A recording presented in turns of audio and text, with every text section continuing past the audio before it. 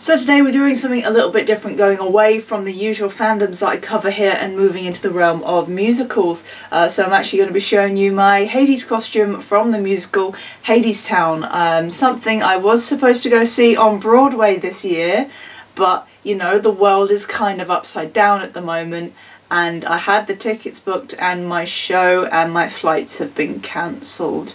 So I'm slightly, majorly heartbroken. Fingers crossed, can try and organise something later in the year, but it's pretty difficult when you live in a different country. We'll see, but I'm going to take you through how I done the Hades costume anyway, and this is also my first full genderbend cosplay that I've done with like makeup and everything, so it'll be kind of interesting to show you guys how I did that as well. So we're going to start off with the basic stuff you can buy without doing any modification to it. So first up is this, which is a silk shirt. Not actually silk, it's mostly polyester that I bought off eBay. It's a men's small and it fits absolutely perfectly. So over the top of the shirt go these, which are just some very simple trouser braces.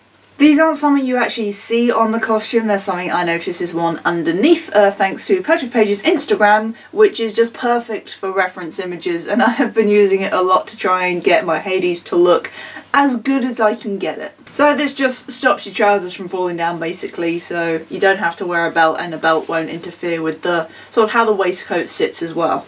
Next up is the jewellery. So Hades on his left hand wears 2 rings. Now the rings I have aren't 100% perfect, but they will do. So the first one is Hades' wedding ring, which is actually Patrick Page's wedding ring. So obviously I'm not going to get something that's the same as that. So I just found a nice cheap, nice looking silver wedding ring on eBay. The other ring Hades wears is this big sort of like half skull ring. It was difficult trying to find something that looked like it would be close. I couldn't find something that was a perfect match. If you want a perfect match, it might be one of those things you have to sort of look around in like thrift stores and like it's something you'd find in the lanes if you were down in Brighton. It's kind of one of those pieces of jewellery. So the skull ring I got, I just found it on Amazon. So it's a men's silver skull from a company called Evil Beauty or Eve B. Don't know how you pronounce that. Now I couldn't tell what brand watch Hades wears just from the pictures, so as this is going to be the only costume that I have with a watch, because I don't actually wear watches, again just went on eBay and looked for a fairly cheap but still decent looking silver and black watch. Obviously as it's men's one, too big for me, so I just took it to a local jeweller's and they were able to take some links out, so it actually fits my wrist now. So now we're moving on to the customisable parts of the costume. So first up we're going to look at the tattoo sleeve. So I have already done a tutorial for making the tattoo sleeve. I will link that down in description below if you want to take a closer look at how I did it. But this is basically like a bit of a pair of tights. This is like a one sort of leg. I cut the end off and with some fabric paint painted on the actual brick pattern. So this is a similar method used to what's in the show. In the Broadway version it is a pullover sleeve. In the London version it is a printed on tattoo, so this saves you having to find somewhere that will do a print on, and also saves you having to get up really early before Comic-Con and hand paint a bunch of bricks on. Also it hides my actual tattoo fairly well, so I don't have to worry about covering that up. So Hades also has these arm bracer things which he wears on his upper arm. So I just made these using some snakeskin fabric I found on eBay. This particular fabric has sort of a 3D effect because it's like a vinyl type fabric, but it doesn't actually line up with the print they've done on the snakeskin on there, because originally I was going to use this to make the shoes, but the print was too small. But I found out the print would actually work really well for the braces, so thankfully we didn't go to waste. So to make the braces I just got some fabric and kind of marked out how wide I wanted them to be, and then added a little bit extra on the side. So when I cut them out I had sort of like a little bit that I could fold over and then glue on the inside, just so when you're actually wearing it you've got a really nice edge and you kind of don't see where you've cut the fabric. Just glued them together using a glue gun, didn't have to sew anything, and on the very tip of the bracer also just added a little bit more of the fabric on the underside, just because you can see that bit as it sticks out when you're wearing it. So for the black strip that goes around the middle, just again did the same thing, only cut it out smaller so it was the correct width to sit on top of the white fabric. And because I couldn't find any decent black snakeskin fabric online, what I did was I just painted this with just some standard acrylic paint, and whilst it was drying just rubbed some bits off in certain areas so the pattern comes through, so it kind of gives the effect that it's a black snakeskin pattern, and it still looks pretty good when it's actually on. So once the black strip had dried, I glued it into the middle of the white strip and then had to attach these silver buckles. So you've got 2 for each of the braces, and for one of them I had to pull off sort of like the middle tab bit that actually holds stuff together. And to attach them, I just use a spare piece of elastic, but you can use a spare bit of the snakeskin fabric. So just glued it on either side, but made sure that the buckles in the middle could still move freely. Then made a hole in the belt with a blade of where I wanted it to attach to the other buckle, and there you go, that's how you make the arm braces. The next part is a little more complicated, and that is these snakeskin boots. Now these aren't 100% accurate to what's worn on the stage, but these do really well for being on a budget with this costume, and they still look the part. So obviously looked up snakeskin boots online. They are ridiculously expensive, so I thought, okay, we're gonna have to modify this. Again, Patrick's put some fantastic reference images of his boots on Instagram, so that's where I started. So I had a look to see if I could find any boot that would be like a very similar shape and style. And I came across these black Cuban heeled men's boots, and they have the correct details on the ankle and the buckle as well. So this bit here, as well as the straps, are the same as Patrick's, only I don't have, he's got a little something like sort of over the buckle on one side that I can't quite identify, and these straps on his boots are also a little bit wider. But these were the closest I could find, and I thought they should work really well. So then it was time to add the rest of the details. So first part I tackled were these studs that are on the straps of the boots. So as the strap on Patrick's boots are wider, his studs are bigger, but obviously I still wanted the same amount of studs in the same position, so to compensate I just ordered a smaller size stud. These are a little bit tricky to put on. It's normally done through making a hole, and you put sort of pressure on 2 sides of the on both sides of the stud. So that's the underside, and obviously that bit's the top, but because this strap's so thick I did have to glue some of them to the underside just to keep them in place. So we've got all the studs around the top strap as well as on the back. Next step was to do the snakeskin front. So for this I made a little template just by covering the front of the boot with masking tape, and I cleaned up all the edges, very carefully took the masking tape off, and because obviously you got a rounded shape I cut it into 3 pieces down these sides here. So on the finished boot, here's the seam for one piece, you can just see there, and there's the seam on the other side, so that's where I cut it so I could make the separate pieces to put together. And this is also, as far as I can tell, correct to where the seams are on his boots as well. So the fabric I ended up using for this was actually a women's skirt, because I couldn't find any half decent fabric you could just buy by the roll. It actually worked in my favour because this fabric actually had some stretch to it, so I was able to glue it in position and stretch it and make sure there were no like massive creases in the fabric, and it can sit on it really well. So just to attach it, I've literally super glued it around the edges and just sort of down the seams, and just carefully went around the edges with some scissors if there's any bits that kind of overhanging where they should be sitting, and kind of added this little extra bit of fabric on the tip of the boot, as again there seems to be some extra bit there on the reference images, so I'm just going by what I can see. Finally we have these, which are silver toe caps. Now these are definitely not accurate to what's in the show, but these boots, as you can see by the big rounded toe, are not actually made for having toe caps put on them. So these toe caps are from Amazon, and to get them on place, as you can see, some sides are slightly sort of misshapen. Had to really hammer them in place, just sort of wedge them on the front of the toe, and then the nails that kind of go into the boot, had to like really push them in to get them to stay. And then there's a lot of glue around the nails and also up on the inside of the toe cap as well to try and keep them on. So if you can't find a boot that's got the pointy toes made for toe caps, lots of glue and a hammer, it works, but obviously be very careful when you're moving around that they don't ping and fly off somewhere and you don't see it again. And the last thing I had to do was pad out the insides. Now these are a size 6, which I am a size 6, but as these are a men's size 6, they're too big for me, and this is the smallest size that they did. So if you also have that problem, this is what I've done to fix it. On the inside I have a very thick squidgy insole. Also helps with walking around. You can never have too much padding in your shoes, especially when you go to Comic-Con. And to help the fit around the ankle, I just glued in some upholstery foam so it's a bit tighter and I don't roll my ankle when I'm walking, because these are high heels for me. I wear Converse, I wear flats, I do not wear these things, but I do appreciate that they actually give me extra height because everyone tells me I'm too short to be a stormtrooper. I know! Moving on to the main part of the costume, which is the waistcoat and trousers, as this is Act 2 Hades, so we're not worrying about the jacket tie or the coat. The waistcoat and the trousers are made with a very specific material, which is this. It's a black fabric with a silver kind of metallic shiny pinstripe. You can kind of see it catching the light there. Now I have to give a massive thank you and a shout out to my friend Olivia, who is the one that actually found this. I did ask her to keep an eye out on her travels, as she is someone that makes and sells her own fabrics at Olivia's Curiosities. So the other fabric is a taffeta that goes on the back of the waistcoat. Now I was really struggling trying to find what a fabric to use.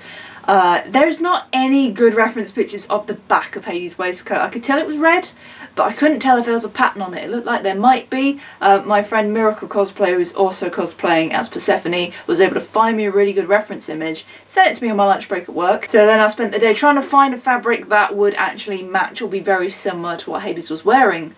But instead I decided to go take some artistic license because I stumbled across a fabric that, whilst it doesn't match what's in the show, is absolutely what Hades would wear, and I love it. So this is a little sample of the fabric. So you can see it's a really nice, sort of like a metallic-y, shiny red. And you can just see very subtly it's got this pattern on it, and in that pattern has skulls and crossbones, sort of different shapes and patterns in there. It is really nice, and I thought that's absolutely perfect for someone who does wear skulls and is, you know, Lord of the Dead. So we got the fabric, now it's the task of putting it together. Now, I absolutely suck at sewing. I try and I try. Me and my sewing machine don't get on. I can make stuff like this, but I won't be able to stitch together a shirt. Unless it was a very wonky shirt. So I have to say an absolutely massive thank you to my nan, who is the one that got the patterns and sewed together the trousers and the waistcoat for me and did all the little sizing tweaks and all the little details, and it has turned out amazingly and I couldn't be happier, so thank you so much, because it really would have looked terrible if I tried to do it. Like, I can't put into words how much I love it. So here we have the waistcoat. We've got that nice black and silver pinstripe on the front and the nice red skull fabric on the back with the little sort of waistcoat belt thingy that goes on the bottom. I don't know why that's there. I don't often get to wear suits. Now the pockets on the front are fake, apart from the top left one. She has made it so I can put a flower in the breast pocket for a later scene where Persephone gives Hades the flower that he emerges out of his hand after realising, oh, he still knows the love song. It's a very sweet scene, and I'm hoping I can get my flower from the show to go in that pocket, so still crossing my fingers. Go see it at some point. And we have the trousers as well, again just that lovely black fabric, got the zipper and a little hook on the front as well as functioning pockets. So that's the full costume all sorted, so now we've got to tackle my face. As I said, this is the first gender swap costume that I've properly done. I do normally cosplay male characters, but I've never gone like doing the whole full hair and makeup before. It normally helps that most of the characters I do wear stuff that covers their faces or have hat and glasses, things like that. So as this is a long process, let's move on to a little time lapse that I did on a live stream not too long ago. So first up, I have to gel my hair in place. It's pretty much my normal hairstyle anyway, but I do try and sort of slick it back at the sides a little bit more. And then it's onto the hair colour. So for this, I use Ben Nye Snow White. It's a brush in liquid, which was recommended to me by Mr. Fox Cosplay. You don't get 100% coverage, especially when you've got dark hair, but it does work better than the coloured sprays. But when filming random videos, I do use the sprays just to save time and just do the back of my head. The Ben Nye colour works best if you use a toothbrush to work it into your hair, and this stuff does wash out and it does rub off, so do take care if you're in the rain or if you're wearing dark coloured costumes. Next up is the makeup, which I have very little experience with as I normally don't wear any, so don't judge me too harshly on this. First is just a standard foundation, and next is a bronzer, which I'm using to sort of contour my face and make it look more masculine, as I'm very aware I'm androgynous. So I go into the cheekbones, around the nose and the eyes, as well as around sort of like the upper lip and in my hairline.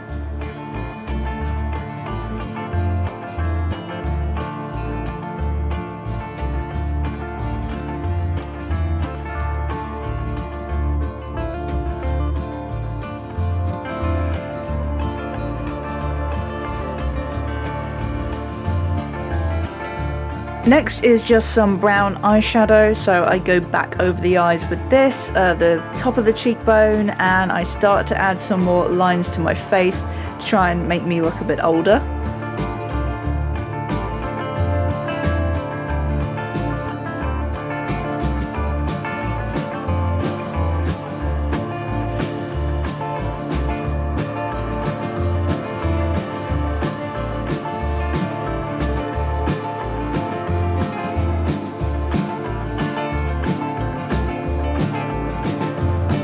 And then it's the black eyeshadow. I use this mostly just to add another layer and darken up the eyes just a little bit more. And then I add some lighter patches on the cheeks and on the top of the nose.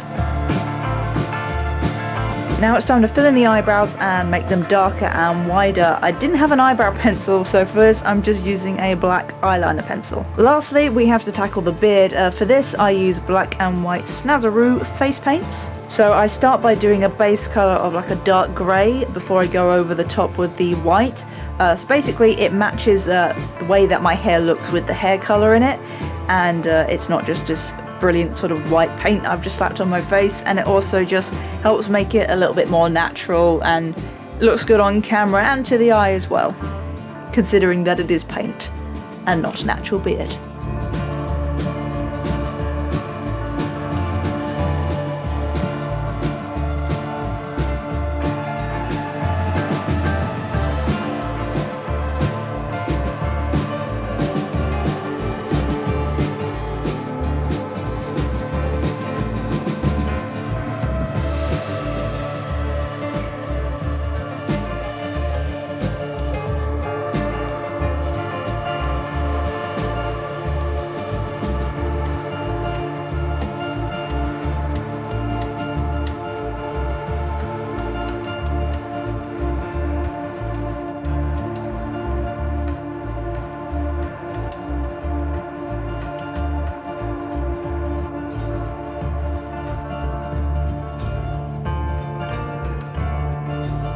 When that's all done, it's a case of sealing the makeup with a fixing spray so it doesn't rub off, and this stuff really stinks.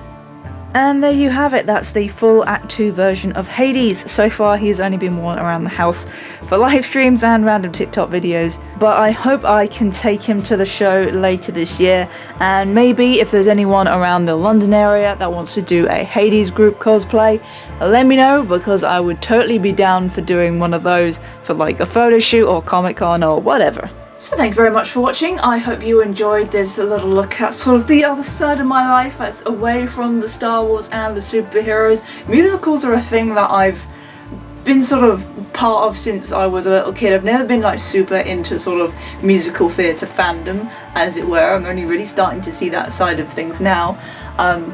My mum has been part of a musical theatre group since before I was born, so I've been brought up on these shows. And yeah, I only found Hadestown last year in early July whilst I was working on the Mysterio costume, and absolutely devastated I didn't know it was in London before it moved to Broadway. Because I really want to see the show. I've only seen the naughty clips online that shouldn't be there. Bad bootlegs. So don't worry, I won't bore you guys too much with musical theatre. We're getting back on the usual nerd train after this video. Thanks as always have got to go to my Patreon supporters, especially to Jeff, Kenny and to Rye. If you want to support me on Patreon and help this channel grow, this is something one day I'd like to do full time. Links as always are at the end of my video and in the description down below. Also, if you like what I do and you want to see more, please do hit that subscribe button so you're notified of when I release new videos. I try to do them weekly, but when I have bigger projects, sometimes I do have to stagger the videos out. But if you want to know what I'm up to between videos, you can always follow me on my social medias. I'm normally on Instagram the most. Again, links to everything is down in the description below. Thank you very much again, take care, and as always, I'd normally sign off by saying the force be with you, but it's not the right fandom. So, I raise my cup to you. There we go, we'll do that one. I'll see you guys in the next video.